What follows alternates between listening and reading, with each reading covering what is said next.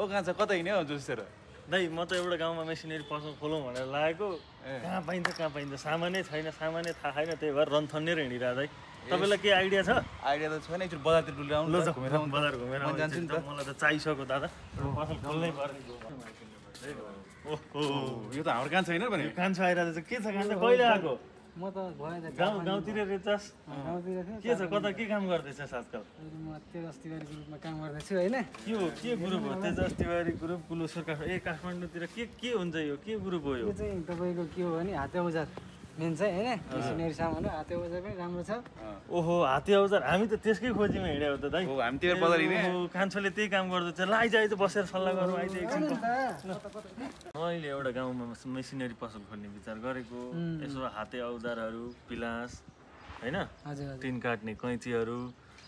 त्यो हाते आरी रड काट्ने चक्काहरू चाहिएको थियो के छ त अब तेरोमा के उपलब्ध छ तपाईँलाई त चाहिएको सामान होइन दाइ सम्पूर्ण हाम्रो तिवारी ग्रुप छ अब त त्यसो भए बजारतिर डुल्नै पर्ने ग्राइन्डर मेसिनहरू पनि पाइन्छ सम्पूर्ण छ ल जाउँ अफिस कहाँ हो तेरो हाम्रो अफिस भिजिट गरौँ त आउनु सम्पूर्ण सामान देखाउँछ आउनु ल जाउँ दादा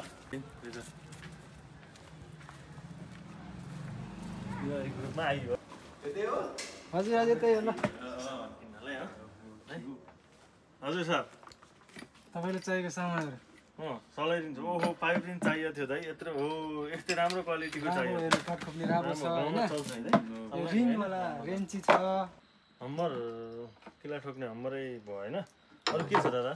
छ नि दाइ बाँसारी छ हामीसँग बाँस काट्ने आरी गाउँमा बाँस काट्ने आरी राम्रो मिल्छ नि दाइ होइन ल ल ठिक छ अरू यो तपाईँको स्पिड लेभल नाप्नको लागि चुम्बकवाला हो है राम्रो छ यो पनि स्पिड लेभल हो साइजमा हो होइन 30 cm र 60 cm मा रहेछ हामीसँग वाइरेन्ची 8-10-12 को एउटै ठाउँमा छ हैन ट्र्याक्टर खोलामा काम लाग्छ तपाईलाई पनि चाहिन्छ हैन यो कति 8-10-12 को यो 12 को यो चाहिँ बिलेट है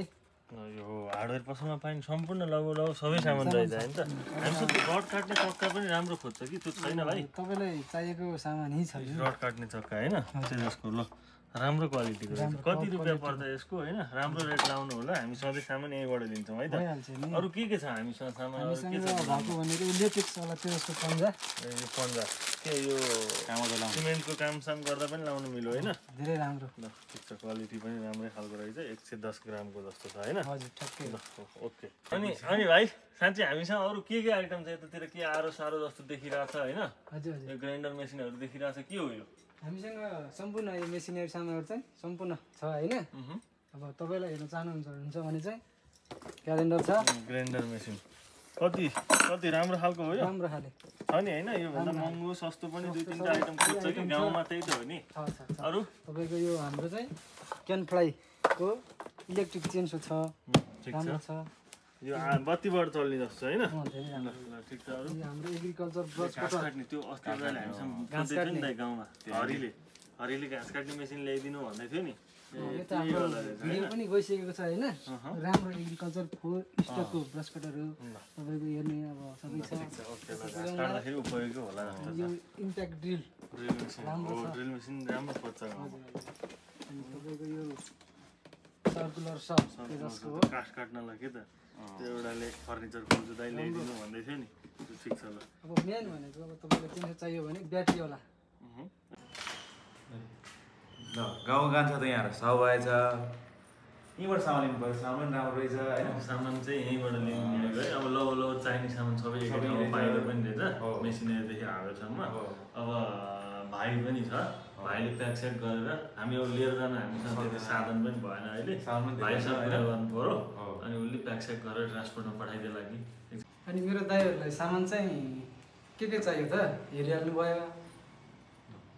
है अब सामान त हेरियो अब हामीसँग लानलाई त्यति हामी साधनमा आइएन अहिले गाउँबाट ओह्रालो झारियो त्यतिकै झरियो होइन अब हामी सामान सट्टै टिपाइदिन्छौँ तिमीलाई त्यसपछि त्यो अरू छ सामान पठाइदेऊ अहिले पैसा कति हुन्छ दिएर जाउँला हुन्छ नि होइन हुन्छ ठ्याक्कै